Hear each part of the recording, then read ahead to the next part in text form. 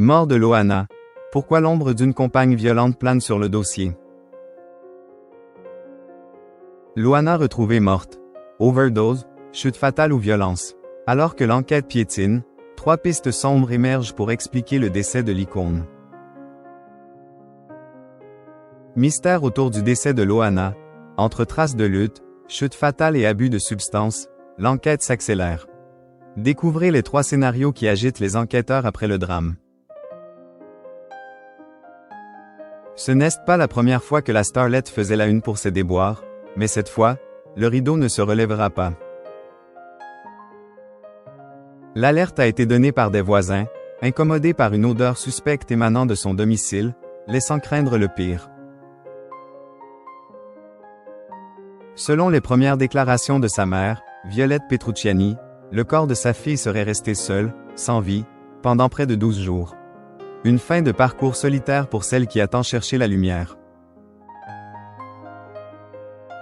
Alors que le parquet a ouvert une enquête pour déterminer les causes exactes du décès, le mystère est ce accent aigu paisible.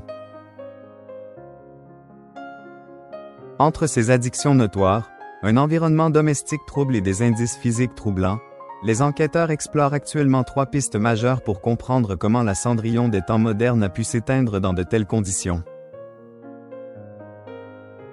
C'est malheureusement l'hypothèse qui semble la plus évidente pour ceux qui suivaient le parcours chaotique de la star depuis 2 décennies.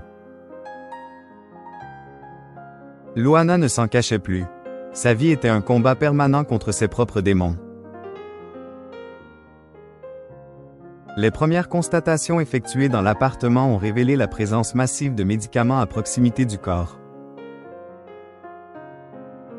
Le décor décrit par les autorités est celui d'une femme en profonde détresse, vivant dans un environnement dégradé où l'hygiène et la santé semblaient être passées au second plan. La thèse d'une surdose médicamenteuse, potentiellement combinée à une consommation excessive d'alcool et de stupéfiants, est sérieusement examinée. On sait que Loana souffrait de troubles bipolaires et qu'elle avait déjà été hospitalisée à de multiples reprises pour des overdoses accidentelles ou des tentatives de suicide.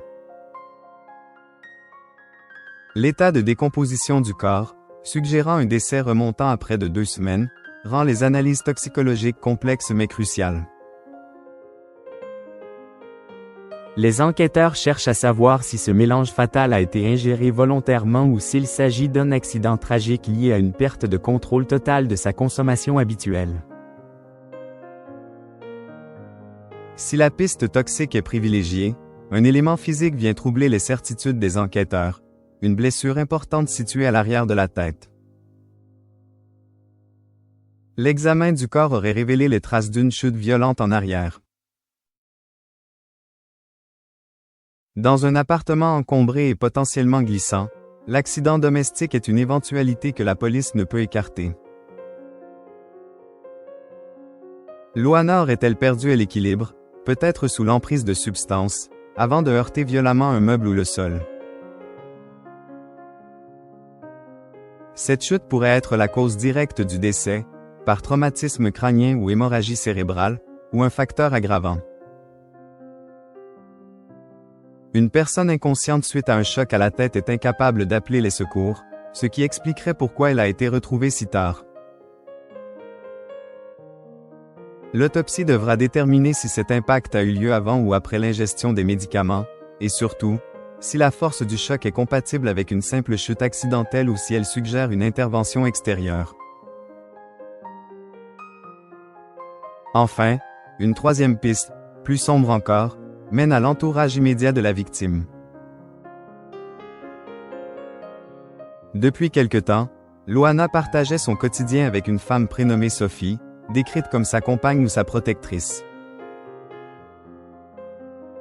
Cette relation était au cœur de nombreuses inquiétudes chez les proches de l'ancienne lofteuse.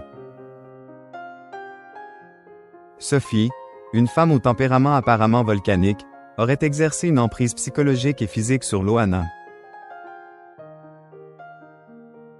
Des témoignages font état de tensions régulières et de scènes de violence au sein du couple.